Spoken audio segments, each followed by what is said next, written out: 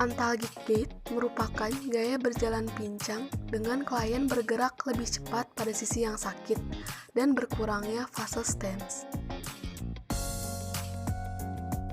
Selanjutnya yaitu Trendelenburg gait yang merupakan gaya berjalan condong ke arah lateral pada sisi di mana tubuh bertumpu. Trendelenburg gait disebabkan karena adanya kelemahan pada otot gluteus medius. Selanjutnya, spastic gait yang merupakan kelainan cara berjalan dengan tungkai bawah bergerak dengan kaku dan jari-jari kaki diseret saat berjalan sehingga susah untuk berjalan. Selanjutnya yaitu waddling gait yang merupakan kelainan cara berjalan di mana langkah tubuh dengan gerakan selang-seling yang berlebihan disertai peninggian hip joint. Cara berjalan waddling gait seperti bebek. Waddling disebabkan oleh miopati, distrofi otot, pseudoartrosis leher femur, pasca trauma yang menyebabkan elevasi trochanter.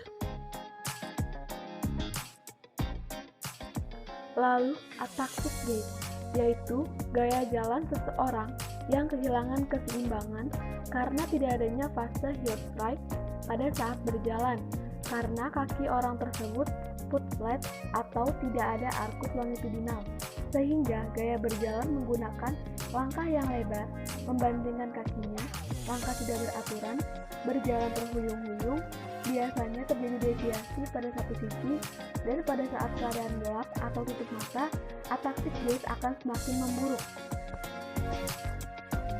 Selanjutnya adalah gluteus maximus gait, yaitu disebabkan karena kelemahan otot gluteus maximus dengan pola jalan pada kaki yang tidak sakit melakukan inisial kontak, maka pada sisi yang lemah, toraks akan bergerak ke belakang. Akibatnya, trunk akan mundur. Selanjutnya, plantar flexor gait.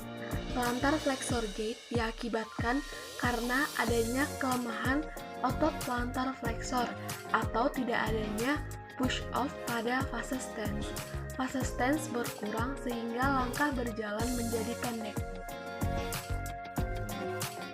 Selanjutnya adalah Parkinson gait, yaitu posisi atau keadaan dari leher, tulang belakang, dan kedua lutut pasien dalam keadaan fleksi. Cara jalannya terburu-buru atau mengambil langkah pendek, namun cepat. Kedua lengan dalam keadaan kaku dan tidak mempunyai gerakan asosiasi yang normal pada waktu berjalan, sehingga pasien menengadah ke depan dan jalannya seakan-akan tidak bisa dihentikan.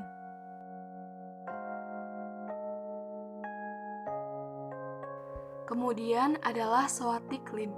Sciatic limb disebabkan oleh adanya kelemahan otot psoas major sehingga timbul rasa sakit di hip. Gerakannya melebihi trunk dan pelvis. Sulit dalam melakukan fase swing, tidak bisa melaksanakan fleksi hip sehingga fase swing jadi lebih sulit dilakukan. Akibatnya pola jalan jadi lateral rotasi atau sirkumduksi, fleksini, dan abduksi hip. Kemudian, kontraktur gait yang merupakan patologi yang terjadi pada hip, knee, dan ankle yang disebabkan karena imobilisasi terlalu lama pada sendi tersebut. Lalu, arthrogenic gait yang disebabkan karena adanya kekakuan pada hip atau knee. Pola jalannya pada kaki yang sakit, gerakannya sirkumduksi, sedangkan pada kaki yang sehat lebih condong plantar fleksi, sehingga hip lebih tinggi daripada normal untuk kompensasi. Selanjutnya adalah short leg gait yang disebabkan oleh pendeknya salah satu tungkai pada kaki yang sakit, pelvik terangkat, dan pada kaki yang sehat pelvik turun. Pada kaki yang sakit, saat fase mid stance, kaki supinasi untuk memanjangkan tungkai.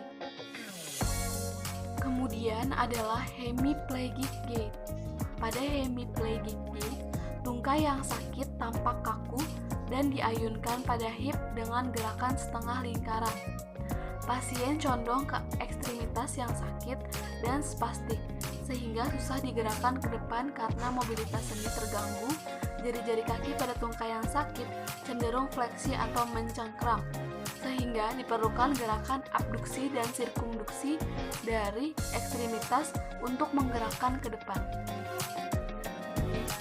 Kemudian adalah step page gait, yaitu gaya berjalannya dengan gerakan lutut tinggi dan kaki terkulai. Jika tungkai diangkat, jari-jari kaki terseret dan paralisis otot tibialis anterior. Selanjutnya adalah limping gait. Limping gait menyebabkan rasa nyeri pada salah satu ekstremitas bawah. Pasien meletakkan ekstremitas yang sakit dengan perlahan. Langkah-langkahnya pendek agar kaki yang sakit secepat mungkin bebas dari bebannya. Tungkai yang sehat dilangkahkan dengan cepat ke depan dan dihentikan kuat-kuat ke lantai. Lalu, astasia abasia yang merupakan ataksia histerikal dengan inkoordinasi yang aneh, sehingga penderita tidak mampu berdiri atau berjalan, padahal semua tungkainya dapat digerakkan dengan normal ketika pasien duduk atau berbaring. Kemudian, yang terakhir adalah drunken gait, yaitu gaya berjalan terhuyung-huyung yang terlihat pada alkoholisme akut yang dapat pula terjadi akibat keracunan obat, neuritis multiple, tumor otak, multiple sklerosis, dan paresis umum.